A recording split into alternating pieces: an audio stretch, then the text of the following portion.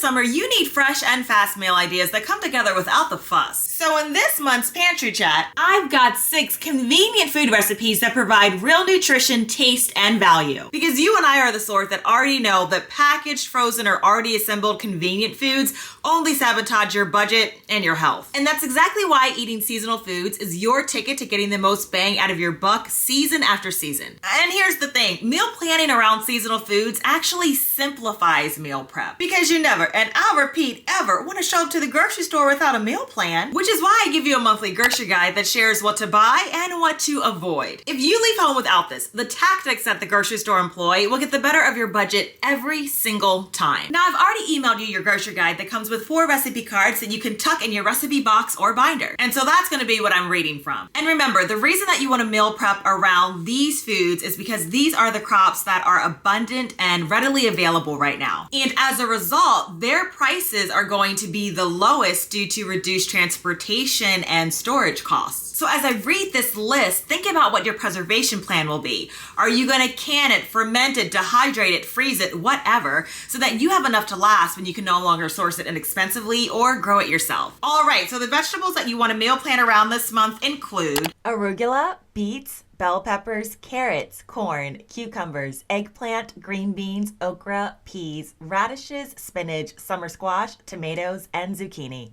And the fruits that you want to meal plan around this month include apricots, blackberries, blueberries, cherries, figs, grapes, gooseberries, melons, nectarines, peaches, plums, raspberries, strawberries, and watermelon. Now here's a salmon recipe that's not only full of health benefits, but a seasonal salsa that is delicious. Salmon is already a nutrient powerhouse, but this salsa, which starts by dicing avocados, which are naturally high sources of fiber, potassium, and healthy fats, makes this meal a superfood combination that only takes 25 minutes from start to finish.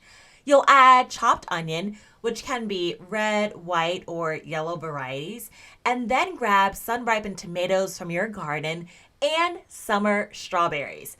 Now, if strawberries seem strange in salsa, remember that tomatoes are technically fruit, so this is just a sweeter salsa that will complement the savory flavors from the fish. You'll still use all of the usual salsa ingredients like cilantro, a bit of lemon and lime juice, and then you'll season to taste with salt and pepper, then stir everything together to thoroughly combine.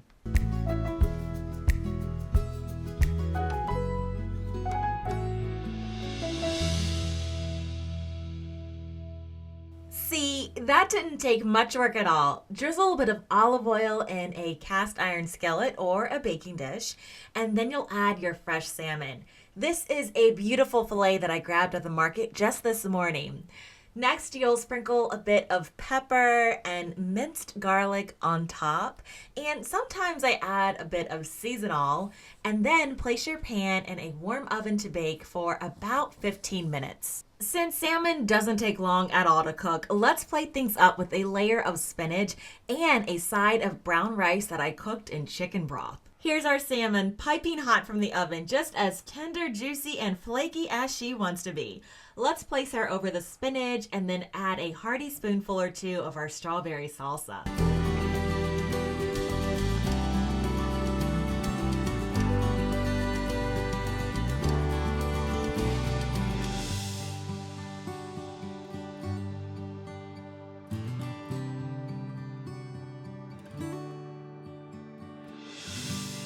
What you'll love about this recipe, which is in this month's grocery guide, is that you can repurpose the salsa with tortilla chips as a salad topping or eat it by the spoonful because it's that delicious. I told you healthy can be fast, seasonal, and homemade. If this is our first time meeting, hi, I'm Cassandra from the blog becomingafarmgirl.com. I'm here to help you start cooking from scratch and build a preservation your family will love. And to get my free grocery guide delivered straight to your inbox each month, click on the link in the pinned comment or in the description box below. Does your summer garden have you drowning in zucchini? Well, in addition to last month's recipe, here's another zucchini dish you'll love. This fun recipe, perfect as an appetizer, side, or main dish, starts by slicing your zucchini and hulling out the center, which you'll set aside because we'll use that in just a bit. Now, if this part seems a tad tedious, you can make these into zucchini boats just by slicing them lengthwise. I'm going for a snack because we're going to watch a movie on the couch, so these bite-sized portions wouldn't spoil our appetite for dinner.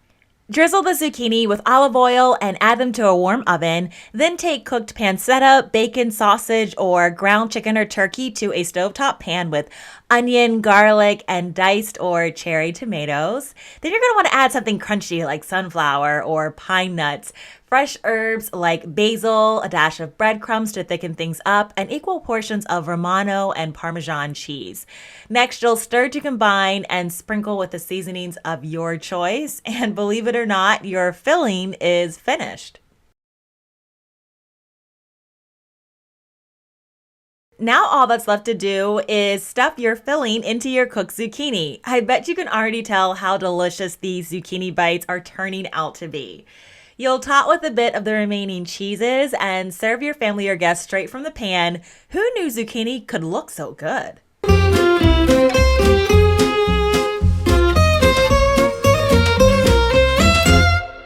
Wait, bagels can be healthy? Yup, and here's a recipe that makes them a source of probiotics. This recipe starts with sprouted flour, which I picked up from Azure Standard. It's a 5-ingredient recipe that uses instant yeast that can be thrown directly into your stand mixer. Sprouted flour isn't gluten-free, but it's easier to digest, gives you a fluffier, less dense texture, and is high in omega-3, 6, and antioxidants. Plus, its taste is spot on. After making your dough, you let things rest for 20 minutes, then come back and you're ready to make bagels. I got distracted and forgot to add my dried blueberries to the batter, so I'm adding them now. This recipe does not do well with fresh, ask me how I know. And since blueberries are in season, you'll also find the dried varieties on sale this month too. Here's the fun part. You're going to form your dough into small balls and you'll poke a hole through the center and shape them into your bagels.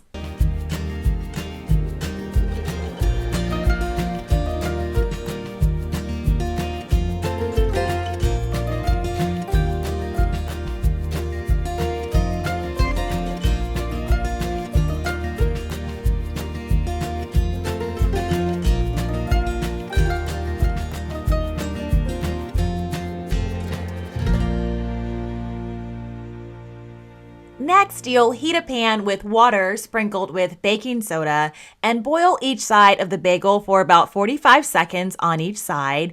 And then you'll place the bagel back on your parchment paper. And when all of that is finished, you'll brush your bagels with egg whites and then place them in the oven to bake for about 20-ish minutes.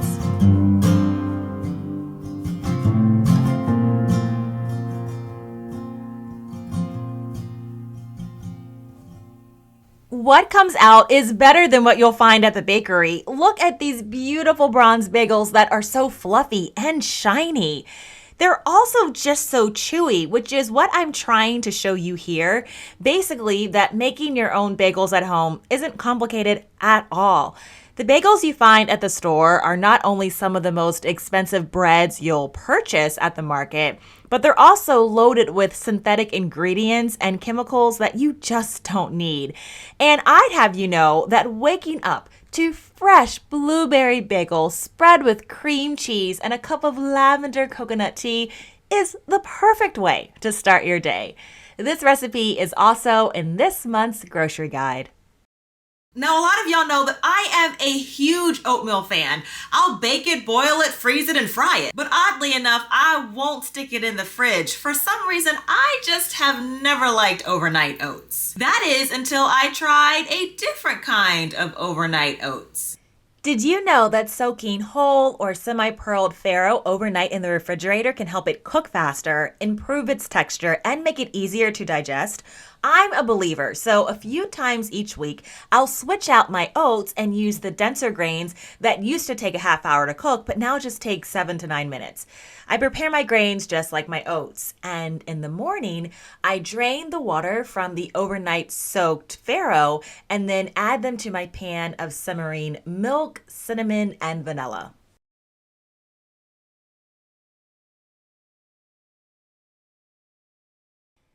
See, they really come together quickly, and farro actually has more fiber, B vitamins, and protein than oatmeal. Topped with seasonal blackberries, maple syrup, toasted almonds, and lemon zest, this was a fruit-forward, hearty breakfast that kept me fully satisfied until lunch. If you're an oatmeal fan, you'll hardly notice the difference. And if you've got ancient grains in your pantry but didn't realize that you can use them at breakfast, this is a recipe you've got to try.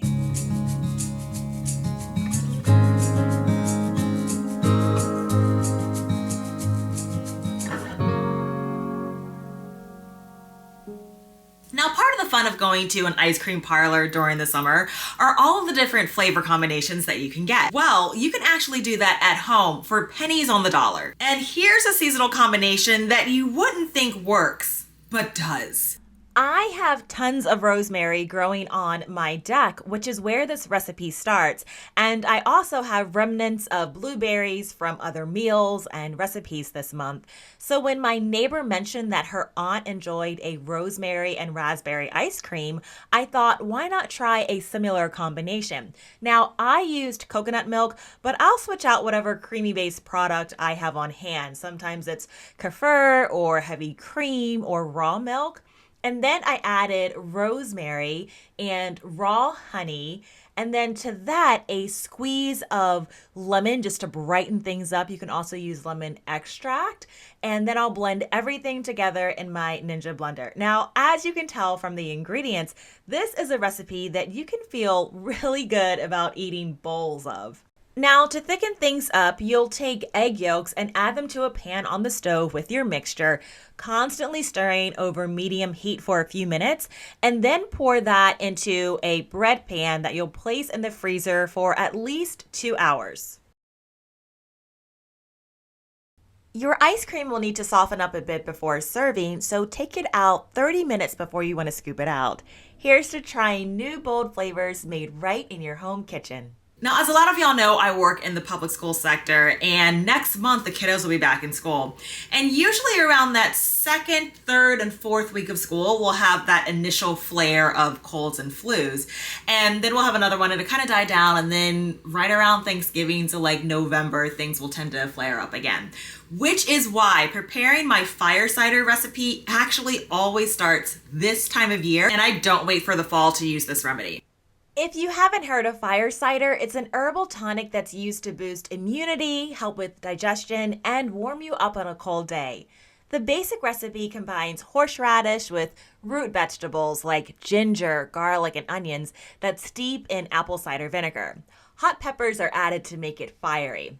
Now, what you'll notice is that I don't quite have all of the ingredients on hand, and that's fine because this takes at least 6 weeks to steep and extract all of the benefits into the vinegar brine.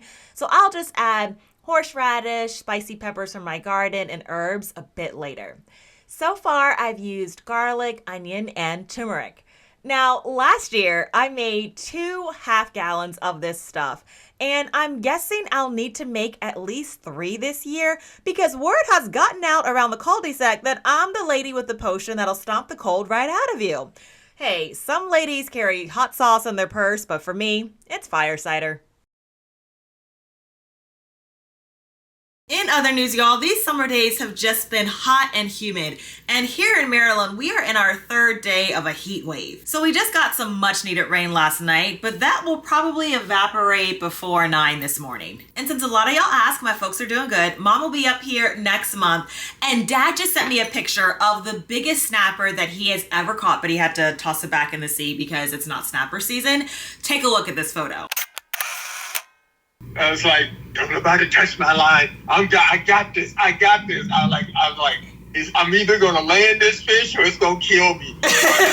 Ain't nobody gonna help me with my fish. I am bringing this thing in. Oh, and a few times there, I felt like giving up, but I just can't. And then the guy said, I see color. But then we was in probably 100 and some feet of water. okay.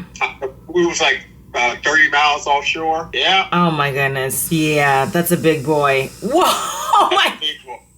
That's the big boy. All right. right, Dad. Okay, well, you had fun. As I said, you are going to sleep well tonight. And, the summer kitchen is a busy kitchen. I've just been busy preserving everything that I can get my hands on. What's really keeping me busy this summer is helping my farm friends, of which I have a few. And I've shared this before, but the way that I am becoming a farm girl was initially through, books and videos, and then applying all that I could with just kind of like me and, the stories from my dad and my mom here in my townhome. But over the past couple of years, I have developed relationships with local community members and friends. And so I'm often at their homesteads or on their farms. So we've been doing things like, well, this season has definitely been the year of roosters. I think I told y'all that like almost 3 months ago, I got attacked by a rooster. It's initiation. I got attacked by a rooster named Turkey. Yeah. But it's been a world of fun and learning lots about sheep and quail. And, things are so busy and hands-on on a farm that I'm not filming, but I am doing the work. And I think that is important. I can only convey that to you in words, because while there is certainly the application that you can learn from books, there's also the doing part. So I am loading these. I have 4 20-pound bags of ice because we're processing like 24 birds. And so I was like, Janet, do you need me to stop and get some more ice? And she was like, yeah, sure. So I've just checked out and the cashier was like, are you headed to a picnic? And I was like, not exactly. I know that's what you would think, but my friend and I are gonna process some birds. I don't exactly think that that's what she was expecting me to say. These are the meat birds I was holding in the palm of my hand just a few short weeks ago. And here's my friend Janet. I've been learning a lot about becoming a shepherdess on her farm. I'm so thankful for her kindness and patience with me. On processing day, we were joined by 2 of her neighbors and Sydney, who helped us process turkeys in the fall. I even got a chance to teach the evisceration process to someone that had never done it before. That was such an empowering moment for the both of us, but especially me, because last summer was my first time processing any kind of bird. We found a rhythm after the first few birds, and then we just enjoyed fellowship. I'm so thankful for the friendships that farm life has brought my way.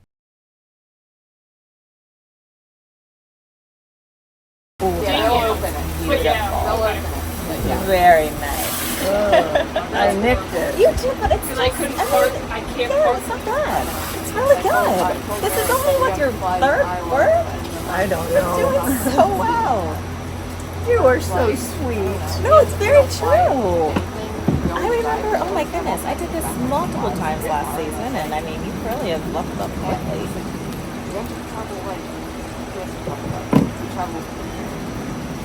Maybe I should just cut the legs off, Because because that's what I can do. You know what? Actually, it's It's very impressive that you're doing it all, because now that you just said that, I think that's how I started. It's just like, it was just 2 steps over and over and over, because it does take a while. So again, you're doing it pretty much all. You just reminded me, I think that's what I was doing. They had these beautiful nights. Yeah. What do you do with all of this? Just leave it on there? No, I mean, so you saw Janet how she was just kind of going through and taking it off. It is kind of bake off, and you won't even notice it. Yeah, but people that get it. Yeah. Oh yeah. So at the Authentic, stores like and stuff. one of the wines.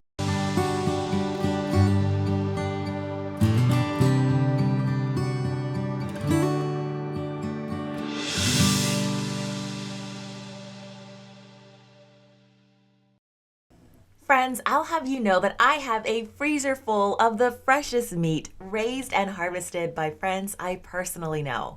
Very often when I have meat birds to eat as fresh as this, I enjoy keeping the recipe very simple to allow the freshness of the bird to come through. So I decided to use my Romertoff, which naturally bakes the bird without oil and keeps your meat ultra tender. For seasonings, I just added some herbs from my garden, and between stock, chicken salad sandwiches, bouillon, and bone meal, every part of this bird was used and nothing went to waste. And so that is truly how I'm also becoming a farm girl. So yeah, y'all, I've been, this is my second year now of butchering meat birds. I think I showed y'all those a while back. We've gone through 2 rounds of those. I have a 3rd one coming up in about 2 more weeks. Well, goodness, yeah, I've actually had farm chores today because this heat wave that we're having here in Maryland is just, it's been really tough for the birds. So I think we're gonna go ahead and move that up. But yeah, that's what my summer, that's what I've been busy doing this summer. To get more recipe inspiration for your preservation kitchen, click on the link on your screen. I'll see you in my kitchen or garden soon. Take care, friends.